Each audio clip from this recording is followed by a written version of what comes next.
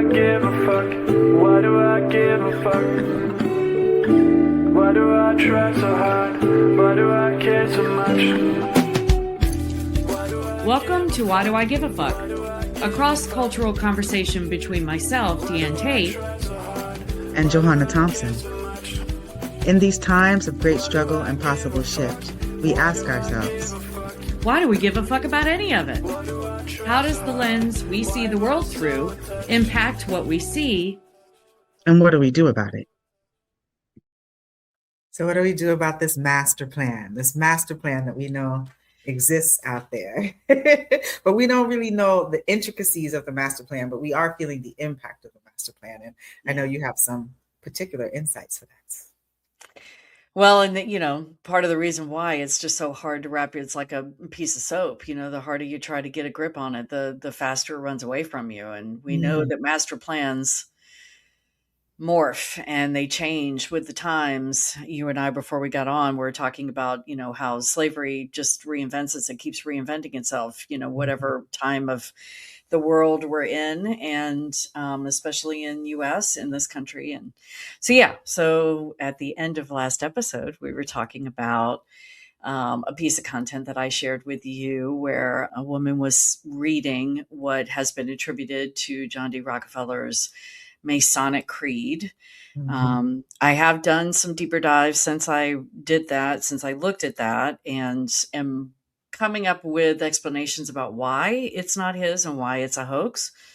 But we all know that things can be created and explained away in lots of creative ways. So I just want to say out loud that I don't know if this is actually his words, but it brings to light an interesting concept for us to consider about the powers that be and how they create systems that are built in to destroy people over the course of centuries and maintain their power structure. So, I want to clarify that this is not targeted just towards specific demographics of people. This is actually targeted towards the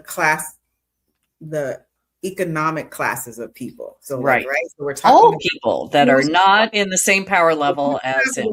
And there's only a few people that want to hold the wealth. Then you are part of the others. Yeah. So get yourself included right now. Yeah. And full disclosure, the reason I shared this with you when I came across it was because I am a descendant of John D. Rockefeller. I'm a descendant of his brother, William. So John D. is my great uncle. And so just a great, there's only 2 generations away. Okay. Yes, only 2. And for those of you who are listening and not watching, I just let out a deep breath because it creates a lot of anxiety for me to even say that out loud on this platform. And you and I were talking about that a little bit before we came on. Yeah. So I'm processing lots of feelings saying that out loud. So we can take a moment. No, because when you're processing feelings and when you're letting out stuff, it's important to be aware of that and conscious. What needs are around this, for sure. Yeah. I mean, I was taught growing up that we didn't talk about it. We lived. My mother is the direct descendant of William. And so she was raised in a very affluent existence in New York and Connecticut, and she rebelled against all of it. And so her favorite outfit always when I was growing up was a t-shirt and jeans. And she did not, we want to be a Rockefeller.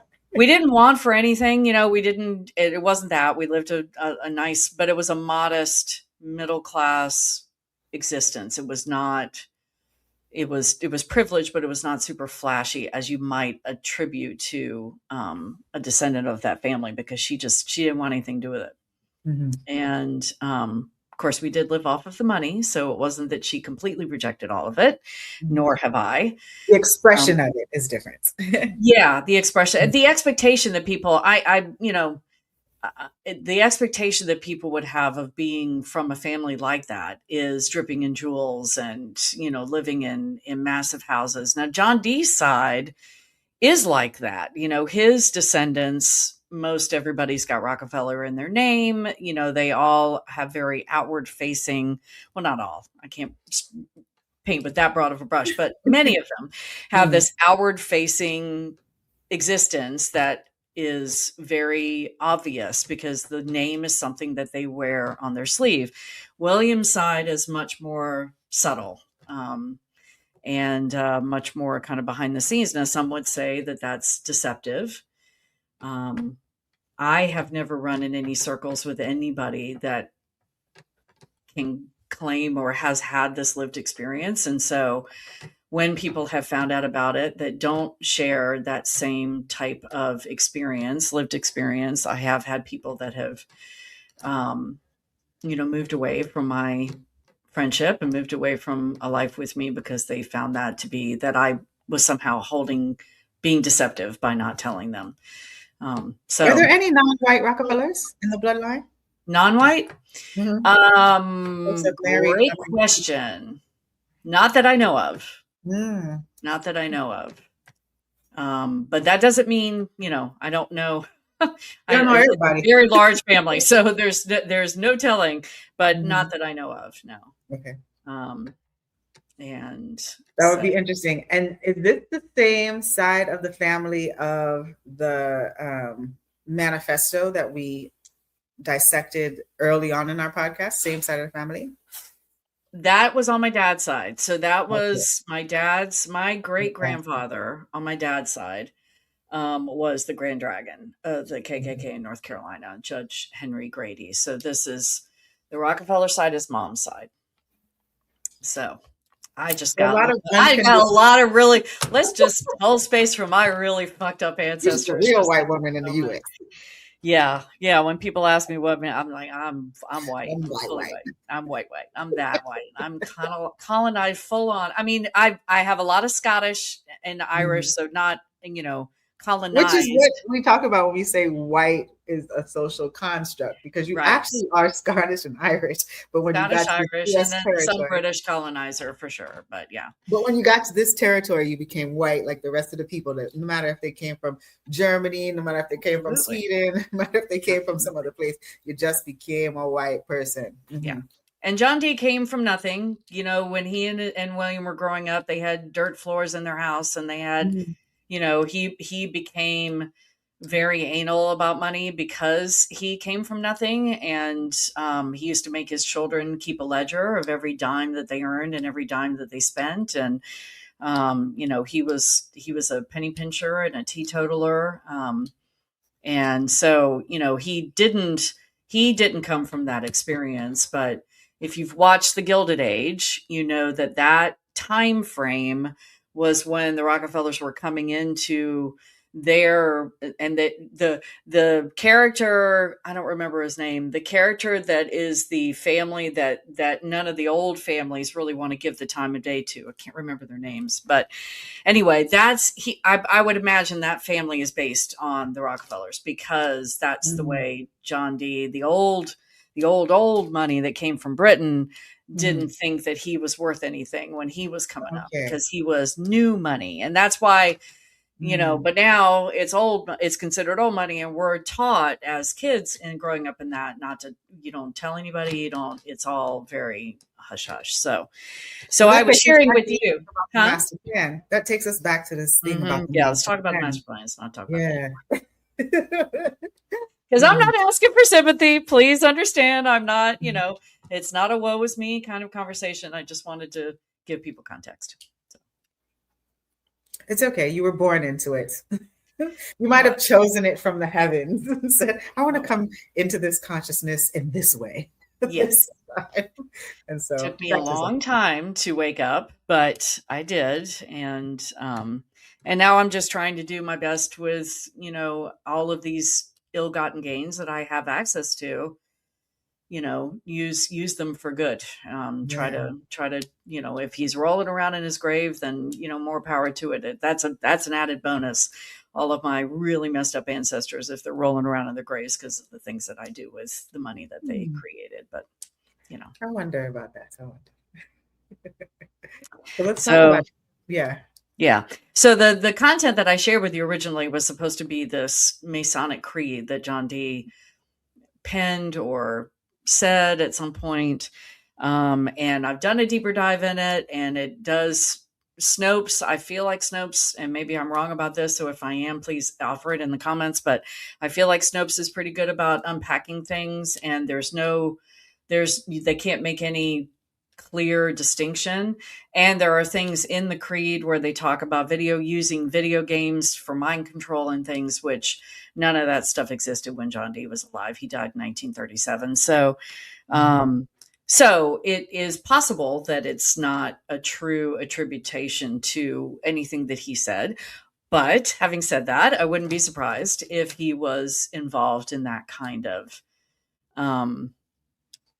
thought process of how to maintain his power, how to maintain the power of his particular class, and then how to make sure that anyone that did not fall within that class was easily manipulated, easily subjugated, and easily oppressed. So, well, I can be a magical Negro at this moment.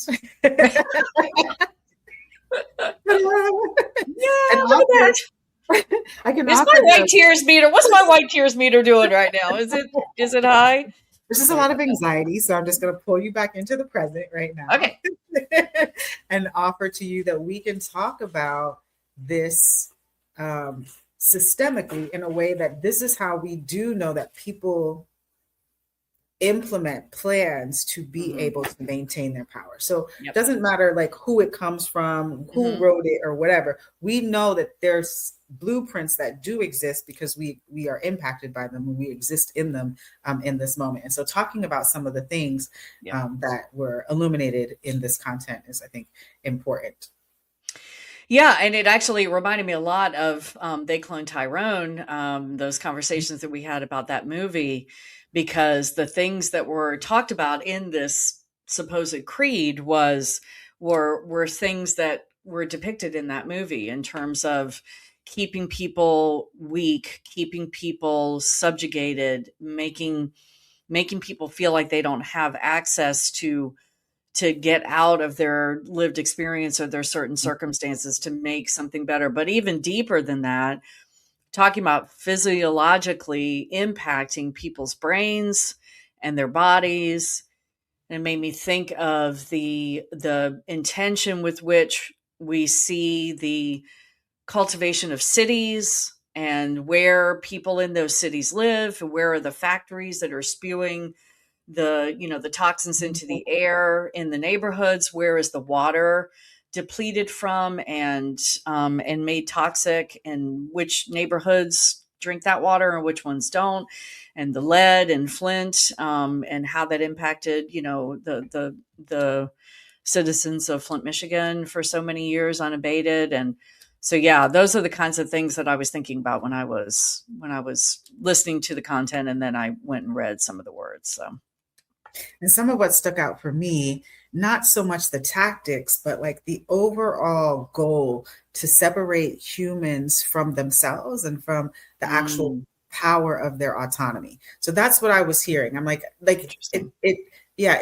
kind of like delineates out the tactics of doing that. So to your point, the Rockefellers might not have known about video games, but the use of video games for mind control, where people are on their technology. Like I'm a culprit of this myself. Like TikTok has gotten me fully addicted. I want to scroll. I want to flick. I want to hear and see what people are talking about, see how people are living their lives, look at the dances, look at the clothes, buy the products, all of the things that is like completely infiltrating my mind and my mind space, separating me from myself. The way that technology is being used now with AI, where if you have access to the AI and you know how to start utilizing the technology in that way, you would go to that before you start having your own thoughts, because you're like, well, let me just put in a prompt and see what this thing says first. Yeah.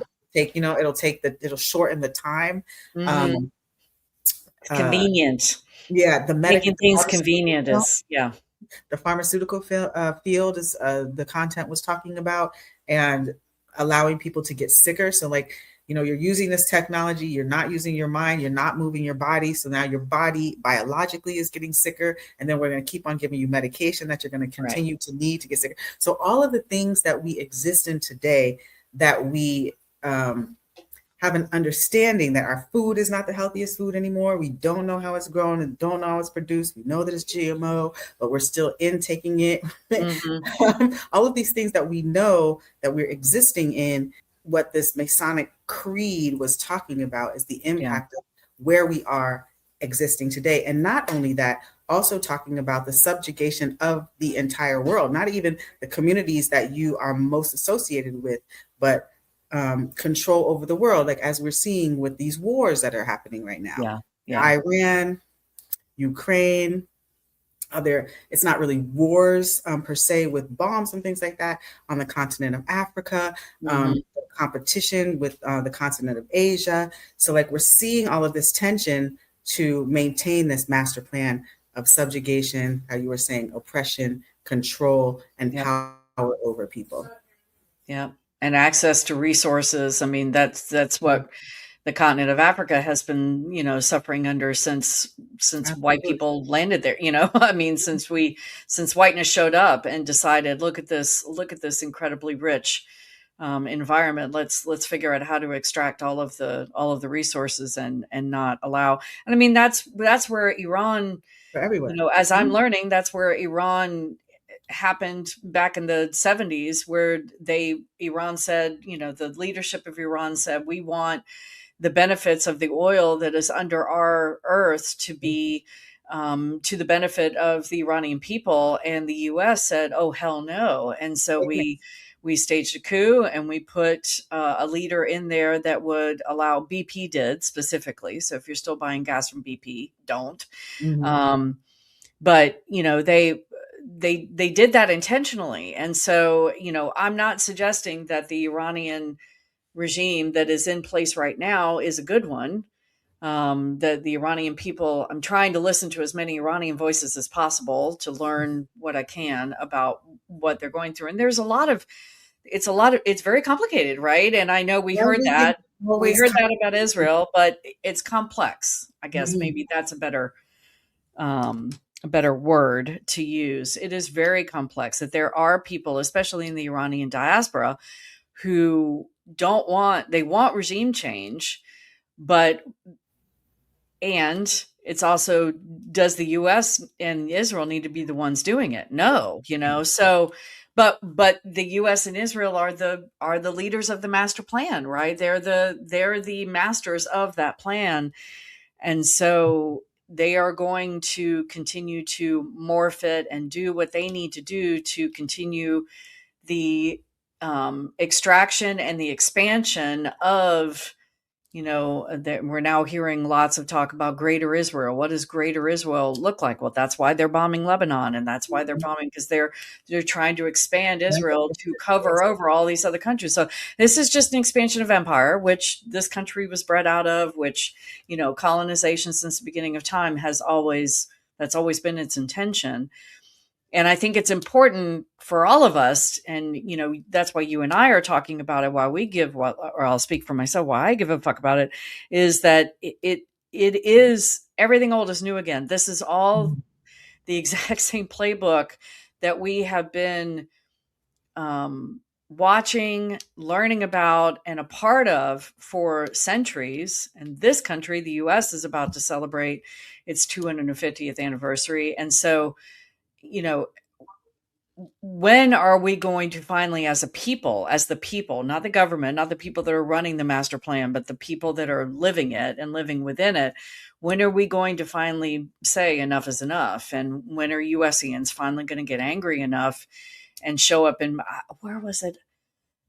Morocco, I think maybe there was a massive protest about what was happening in Iran. And it was seemingly every human from every household was in the streets, and the U.S. is just not, because we're still so sleepy and stupefied and still so. We're under the master plan is what I would offer, right? And focused on our comfort.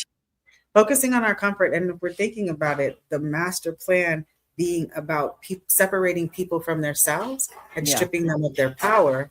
Yeah. The US, That has worked Israel, here. Russia, you Yeah. know, the folks who are in power and leadership are really good about implementing this plan and executing this plan to a point where we have taking it into our DNA. So we exist, play a part of the plan as much as those who are executing the plan. Yes, Because we are perpetuating it. Yeah, because we are sitting in allowing ourselves to be separated from ourselves, from our communities, from our tribes, from our humanity, for our care and our consideration. We're becoming more individualistic. We're thinking about how do we take care of ourselves instead of how do we take care of others. And I know that I orient to the collective, so I also want to like check in with myself about that. But humanity can't exist by itself. I do know that. I can't exist by myself. Humanity doesn't exist by ourselves. We need the ecosystem of the trees, the water, the other people, the animals. We need the ecosystem, and that being an absolute truth, separating ourselves from the reality of that is how we allow these structures in this master plan to continue to expand, to have greater Israel, a greater amount of destruction, a greater amount of harm, and a greater amount of people in need, and a gap between those who have and those who haven't. And that's the reality of what we're sitting in today. Right. And it becomes incumbent upon us. And, we are living in an extraordinary time because, as I said before, everything old is new again. This is not new in what's happening in terms of the expansion of empire, but what's new about it, or what's maybe unusual to the time, is the access to the amount of information that we have, to the amount of video evidence of what's happening that we can see with our own eyes. Now that's getting compromised with AI. I was watching something. I don't watch a whole lot on regular television anymore that has commercials, but I was watching something that had commercials the other day, and almost every other commercial was an AI commercial, was in some way, shape, or form was a country, like a company that was pushing some sort of AI technology. And I was like, oh my gosh, almost every other, because they want to make it all about convenience. You can learn anything you want to know, while they're destroying communities with these AI data centers. And so, and making us stupid, it's like, we can't go pick up a book anymore and figure out about something. We want to just, put it into our phones and miraculously. So I think that's what you meant, or at least that's what I resonated with when you were talking about how we're all perpetuating this. We are allowing ourselves to be put asleep in a lot of ways.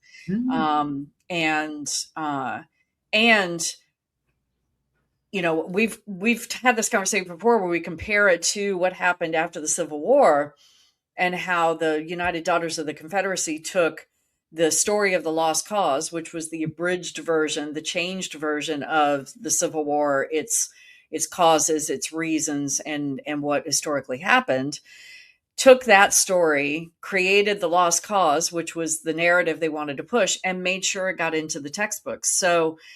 So we've seen this happen before, but at the back when that happened, we didn't have access to anything else. All we had were the textbooks, and all we had was the narrative storytelling. And so once that narrative got set, we were screwed in terms of being able to know that that wasn't real. Now that's not the case. But the more the master plan, I think the expansion of the master plan based on today's issue, or today's circumstances and lived experience of people that live in the world today, that's where AI comes in. That is the equivalent of the Lost Cause being implemented into the textbooks by the.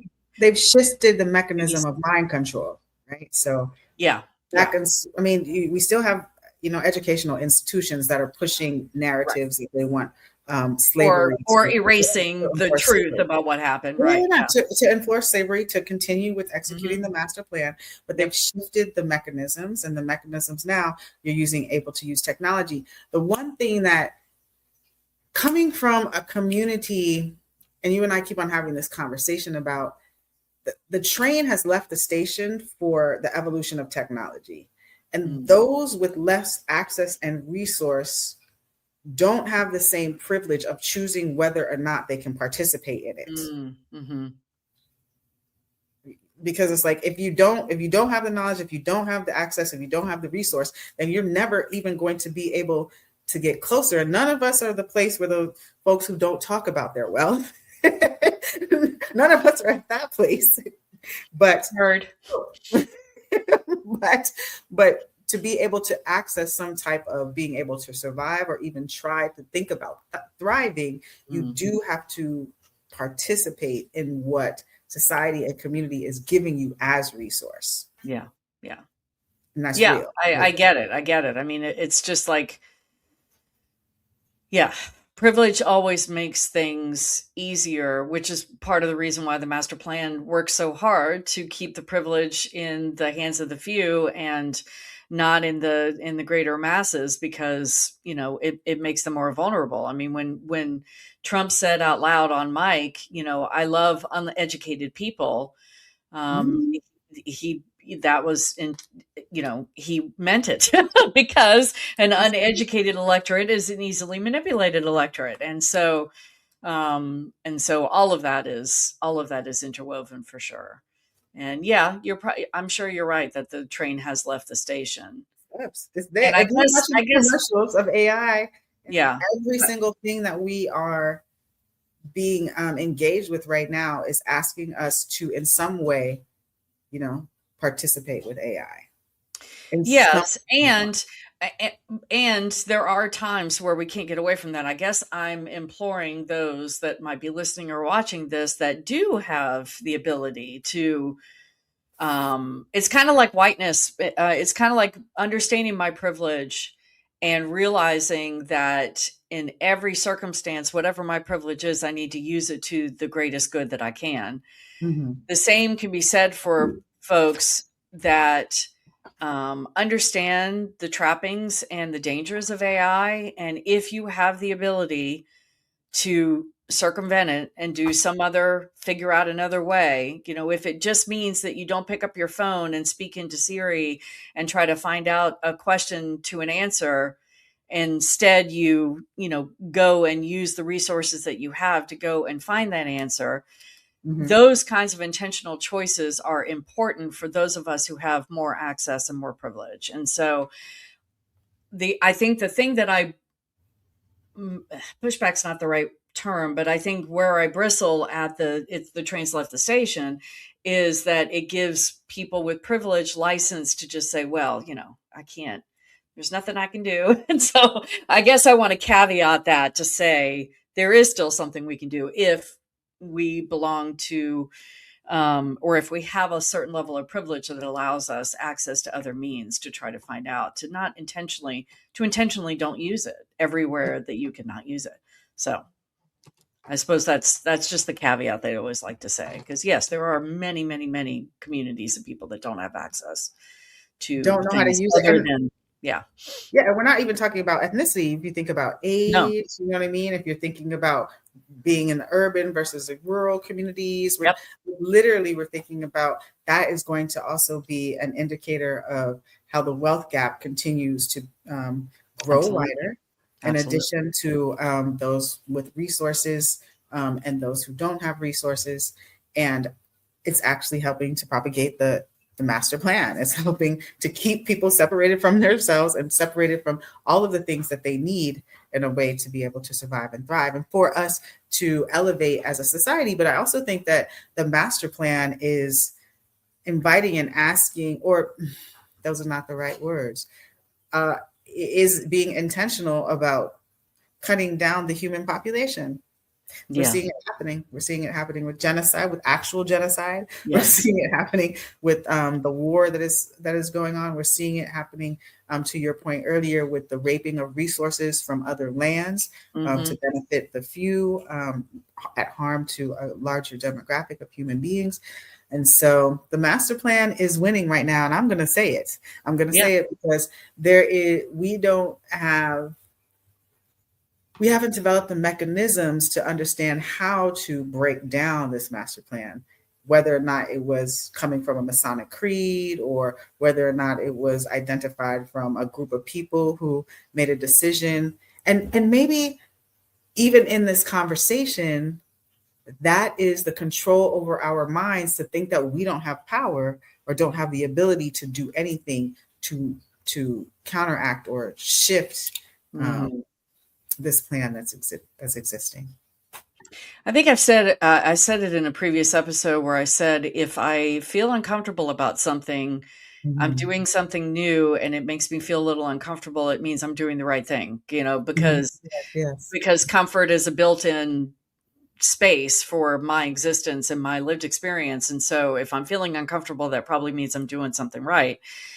It just made me think of that when you were saying that, because I think all of us, if we find ourselves convincing ourselves that we can't do something because we don't feel powerful, we don't feel like we have power, but if each of us were able to take the moment that we feel that, the moment that we acknowledge that, say, that's what they want, that's what they want, how can I turn it around? We might be able to break those neurons and those pathways that are so highly developed in our brain.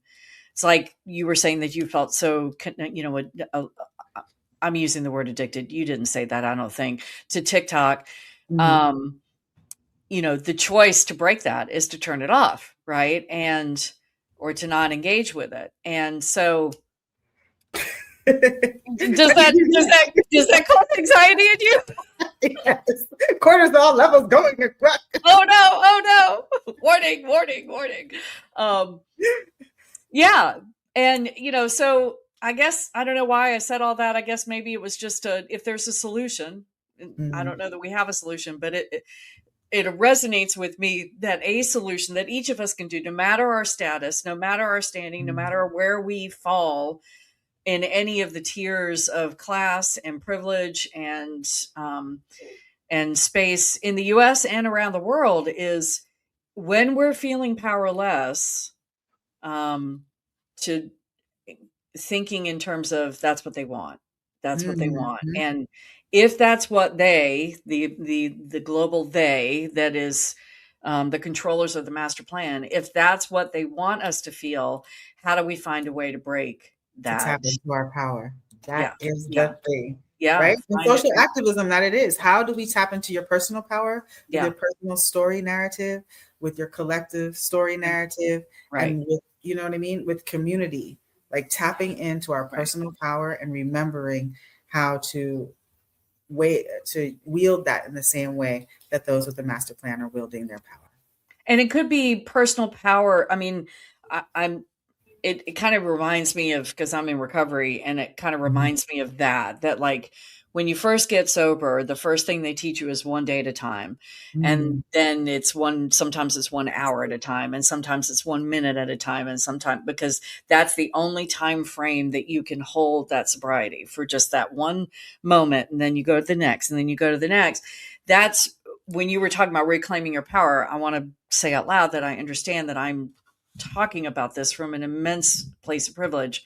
And so my power space is going to feel and look very different than other people's, but we all have that one moment that we're in, each of us, no matter what our circumstance is. And I know it's hard. It's really hard sometimes to be in that moment and see any level of power when there's such despair. But like you said, tapping into who we are, tapping into our breath, even, we all have control over our breath. And so if we can tap into that and sustain that for a moment, for 5 minutes, for 10 minutes, that can grow.